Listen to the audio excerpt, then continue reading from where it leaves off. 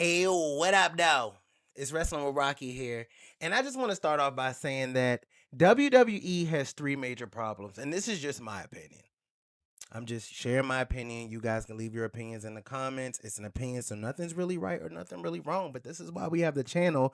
So we can all talk about it. This is why I'm trying to build this community or get some people from other communities to be a part of this community. Because we all one, baby. But WWE has three major problems to me. They have a talent problem, they have a booking problem, and they have a listening problem. So everything is off the cuff here, and I'm just going straight off the mind, no notes or no anything like that. So I hope you enjoy this listen. The talent problem. Let's start off with that. WWE does have talent. They have lower card, they have mid card, they have the upper card. They have superstars that could be top like dope stars that are mid carders. And then they have the older generation that, had their back in the day pop that still do get their pop, but they're getting older. They're on the verge of retirement. And they also have the younger talent from NXT, maybe from TNA, maybe from AAA, wherever, that some of them are coming to the main roster and they don't even have stories, or I'm kind of scared for them to come to the main roster because I don't want them to get buried by the older talent that's about to retire. Or I don't want them to get buried with booking, but not putting them in compelling storylines or compelling rivalries. And that talent problem is starting to bleed because every night, Raw, SmackDown, or PLE, we get the same matches, we get the same promos, the same segments, the same everything. Nothing is like different.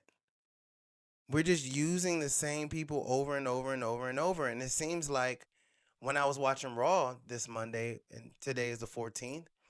So when I was watching Raw on the 12th and the 13th, and a little bit on the 14th, because it was hard to watch. It's like I seen these same people last week talking about the same thing. Nothing.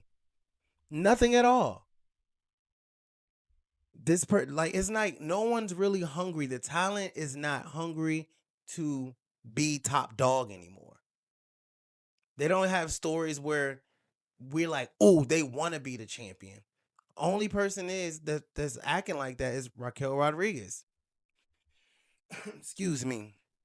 That's the only person. She's like, oh, Stephanie Valkyrie is hurt. I'm gonna beat her ass while she's hurt. It makes sense. She's talking her shit. She's playing a good heel. She's attacking. She's attacking the crowd, but also still smiling. And it's like, what is going on here? Everybody else is like, what is going on? Finn Balor came out of nowhere, and everybody else, I want to fight you for the belt. And most of the talent hasn't did anything to deserve a number one contender shot, a title match, anything. It's just like WWE is has put everybody named in an AI, and they like, who's gonna fight tonight? And it's like the same 10 superstars. It's weak. It looks stupid. And that brings along to the booking. The booking is horrible because again, we're seeing the same thing over and over. Do you get how all of this just correlates with each other? The same booking over and over, the same superstars. Now, excuse me again. The reason why I brought up booking, I was watching the Stevie Richard show. You should check it out on YouTube. With James Romero. And Stevie Richard was talking, they were both talking about how the booking is and how the booking was. And back then they said something, and I don't remember word from word, but I remember him saying that Vince McMahon used to have a book, and he used to write in that book, and it used to be years ahead of time. Like, you know what I'm saying? He used to book up to a year. And if something falls flat, oh, then they change it. They also brought up that like the Ultimate Warrior knew that he was going to be champion, that he was going to beat Hogan like a year before. They were already doing promos. They were already doing like pictures and stuff because they already knew that he was going to win. And they had a guy named Dutch, and I can't remember his name, but I know that he was a talent before, and he also has a YouTube channel and he has a cool mustache.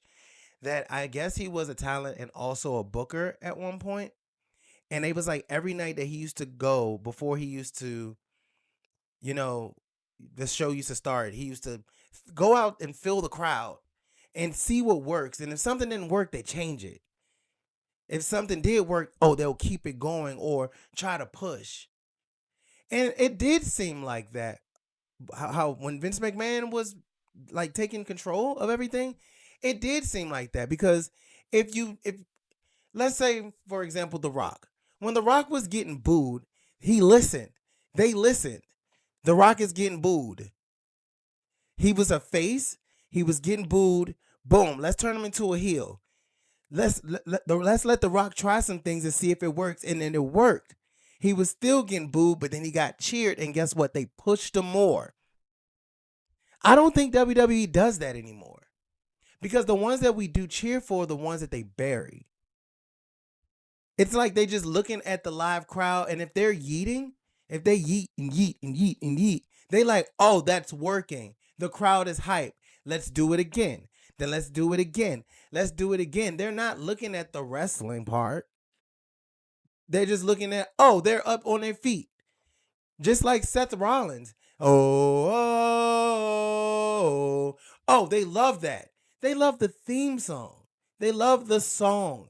Do they like the character or the wrestler? Maybe not. If anybody they have a banter or a cool catchphrase that the audience will say, that's like, oh, they're over. Let's go. And sometimes you can say that they're over by just banters. But other times, like, you can't do that with every single superstar. Bailey this past week in Germany got a whole chant the whole entire time. That doesn't mean it's time to push Bailey. I mean, you could do something with her and see if something sticks, but you got to try it. But Bailey hasn't won shit or did anything for real in a very, very long time. The talent is not believable. The talent does not look like wrestlers. The talents look like, yeah, this is a job. I come here to entertain and I leave. I don't be on the edge of my seat trying to figure out what's going to happen next week. We got people like The Vision that's thrown in our face and they don't get no boos, no cheers, no nothing. It's just bland shit. But the fact that Braun Breaker can do a spear, it's like, oh, he's the future. He's the future. Oh, no. Austin Theory, great talent, looks great. Buried. You could have let him come and be his little cocky ass self, but no. No, but let's put him with The Vision. Braun, whatever that fuck his name is. Jobber. Excuse me again. Jobber. Nothing. Logan Paul. He could be his cocky, little arrogant self. But no, they put him with The Vision. Paul Heyman has even been shit. Why is he with The Vision? Braun Breaker could be the future, but guess what? He has a lot to learn. Can we still give him a compelling storylines? We can give all the talent compelling storylines. And that's why people bring up Attitude Era, PG Era, Ruthless Aggression Era, but mostly Attitude Era and at least Ruthless Aggression Era, everyone had a storyline. From the top to the Rock, Stone Cold, Triple H, to all the way to the Al Snows, to the Funaki, High and Tai. They all had a reason and a point to be there. Even to Little Crash Holly, rest in peace. It was a reason. APA didn't wrestle really, but it was a reason why they was there. Most of these segments are just nothing but filler and empty, and it feels soulless. And the talent is not doing anything. The talent is not saying anything, and I don't even think they can. This is like a dictatorship at this point. Stone Cold walked out because creative differences. Brock Lesnar was like, no, the schedule's fucked up. I want to go somewhere else. It's like people just had reasons like, yo, like, I don't want to get buried. I'm not losing in this person. I'm not doing this. The talent right now is like, wait, we're making money. I ain't wrestling that much. We don't really got that many house shows. And that's another thing. They're not really doing house shows to see if anything sticks, to see if anything works. And now we get these 3 or 4 matches a show with all this ads and filler, and they don't really have time for the talent. And then we go to the listening. People like me, people that do this other YouTube stuff as well, people like the audience. When it comes to ticket sales and who we want to push and what we want to see, no, they're not listening to us. They don't care. And they always keep saying like WWE is in debt. TKO is in debt. They can't be in that much debt if they're not listening. Somebody's getting paid really, really well to keep this shit going on. And the crazy thing is that you would assume that since Netflix and Raw has lost a lot of their viewerships, that Netflix would be like, let's pull the plug. Like, this shit is not working. Like, this shit is failing. People are not liking this. Let's cancel. But it's like, I guess shows don't get canceled no more. I guess they don't pull the plugs no more. We just keep it going because guess what? People still looking at it. People still yeeting. People still doing this. It's embarrassing, man. It was really, really hard for me to look at this week's Raw. It took me 2.5 days because the first day I looked at it, I fell asleep. It was that boring.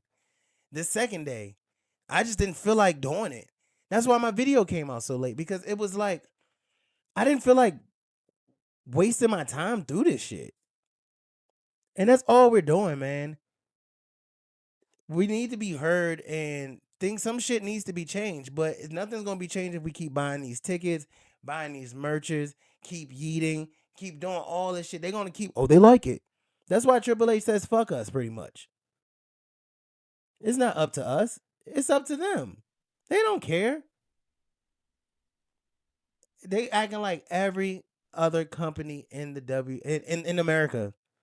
WWE is acting like every single company in America. I don't care about what the people want. We're gonna do us. What do they need? We don't give a fuck. We're gonna do us. We're doing really good at numbers and merchandising this, but we don't give a fuck if you like it or not. Here's an ad. But that's all I gotta say, man. Won't you guys leave your comments, man? As you see, I'm just kind of over it, guys. But thank you for listening.